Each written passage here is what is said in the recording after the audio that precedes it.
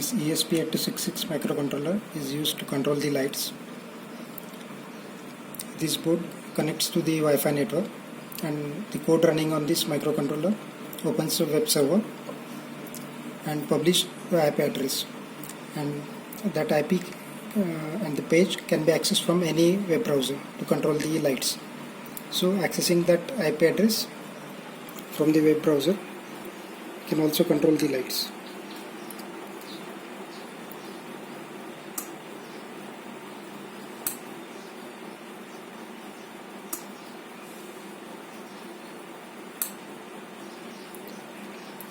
So in this Unity AR app, I use the same IP address published by this microcontroller. So when this button is clicked on the button click event, that URL is called and it changes the status of lights.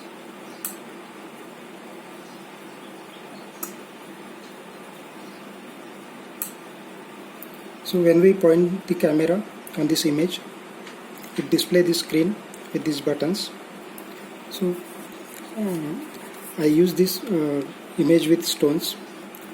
We can also upload any other image in the Vuforia database. So we can have image of light or fan, and when we point our camera to light or the fan, we will get this screen and can control the particular device using the buttons.